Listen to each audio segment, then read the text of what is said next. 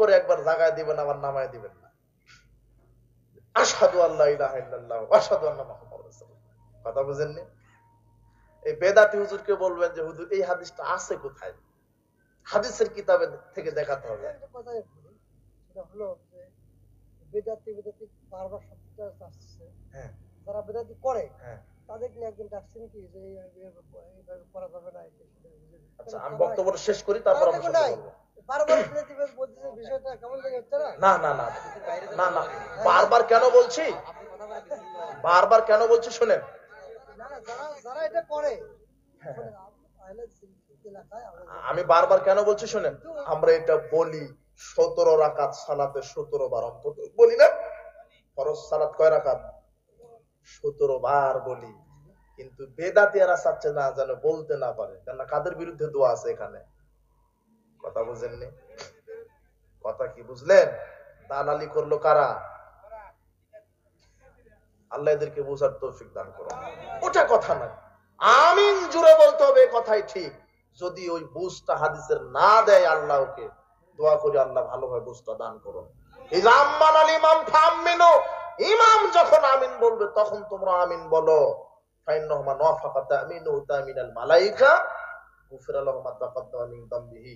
ইমাম যখন আমিন বলে সাথে সাথে ফেরেশতারাও বলে।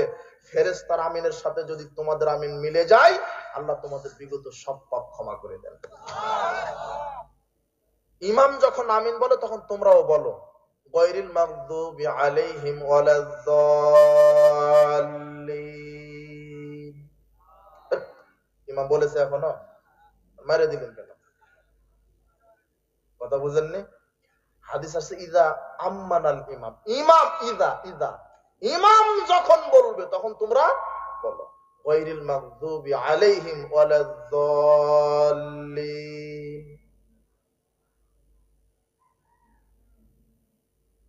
ইমাম যদি সুপে সুপে বলে, আপনি বলবেন কখন? কথা বুঝেননি? এই বেদাতি মৌলভীর ব্রেনে শয়তান পেশাব করে দিছে। ইমাম বলবে আমিন, এখন শুনতে পেয়েছি, লাগাও আমিন। কথা বুঝেননি? আল্লাহ বেদাতিকে হেদায়েত দান করুন।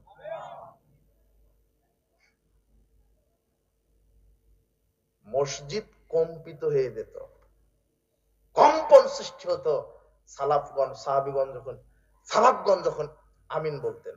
এটা আসর আসছে। বেদাতীরা তাদের দলকে টিকা রাখার জন্য কত প্রযুক্তি বাহির করছে, মানে প্রযুক্তি নতুন নতুন প্রযুক্তি। রাফাল আযান ঠেকাইছে, তারা বলছে যে সাহাবীরা বগলে মূর্তি দিয়ে সালাত আদায় করত, এই জন্য আল্লাহ রাসূল রাফাল আযান করতে বলেছেন। চিন্তা করেন এর চাইতে বড় অপবাদ আর কি হতে পারে? যারা মূর্তি ভাঙতে এসেছে তারা নাকি বগলে কি নিত? এটা অপবাদ না? আশ্চর্য। অথচ রাফাল আযানের ব্যাপারে 4 শতাধিকের উপরে হাদিস বর্ণিত হয়েছে।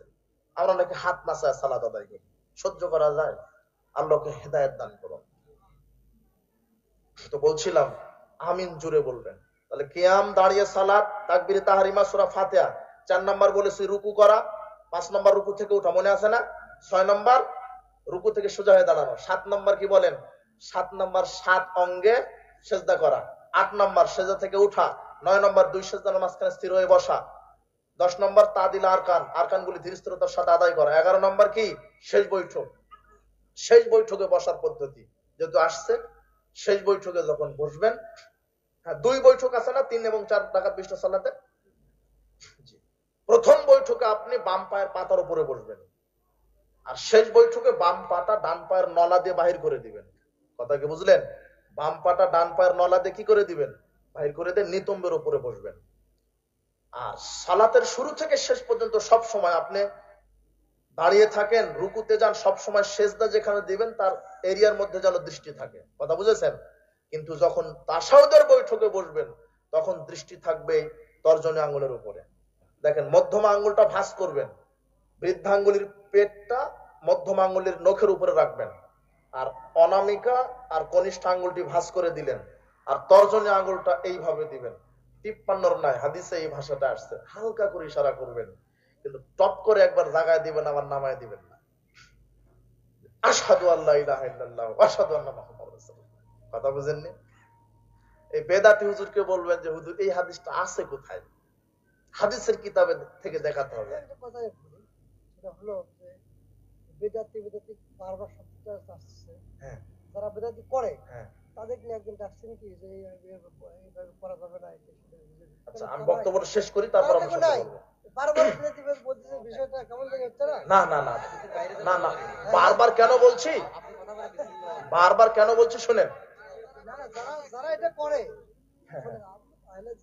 এলাকায় আমি বারবার কেন বলছি শুনেন, আমি আপনার কথা বুঝতে পারছি, আমরা হা করলে বুঝেনি।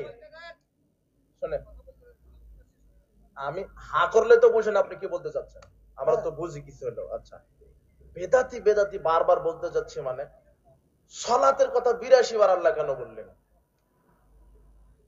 কোন কিছুকে গুরুত্ব দিতে গেলে বারবার বলতে হবে।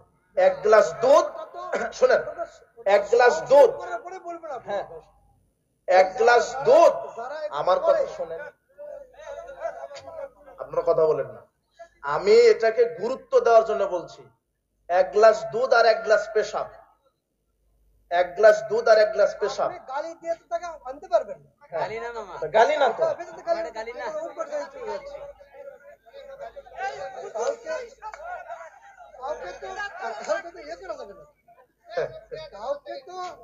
থামেন থামেন।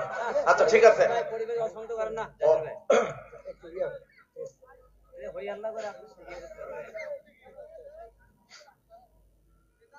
এই সালাফি আলেমেরা তো বেদাত করে না, তাই তো বেদাতে আলেমকেই তো বলতে হবে, বুঝেননি?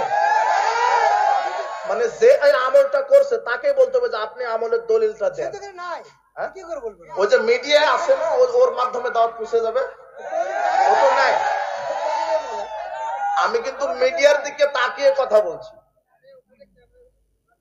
হ্যাঁ, এখানে তো 200-500 লোক আছে, কিন্তু মিডিয়াতে তো লাখ লাখ লোক শুনবে, দাওয়াত পৌঁছে যাবে। ওই বেদাতি আলেমকে আমি বলছি যে আপনি এটা দলিল দিবেন হাদিসের কিতাব থেকে, টপ করে একবার জাগানো, টপ করে নামানো। এটা হাদিসের কোন হাদিসের কিতাব আছে, তাও সহিহ জয়ীফ না, কি কি দলিল? জাল দলিল। কথা বুঝেননি? কথা বুঝেছেন?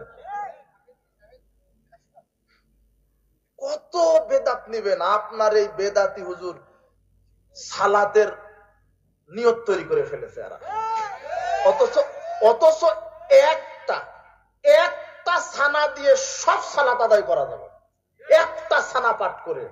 কিন্তু শয়তান শয়তান তৈরি করেছে কি, ফজরের এক নিয়ত, ফরজের এক নিয়ত, সুন্নাতের এক নিয়ত, তারাবির এক নিয়ত, তাহাজ্জুদের এক নিয়ত, জানাজার এক নিয়ত। এখন রিকশা চালক বলছে সুবহানাল্লাহ, সূরা ফাতিহা তো শিখিনি, এত নিয়ত মুখস্থ করব কখন, সালাতে আদায় করব না। কথা বুঝেননি?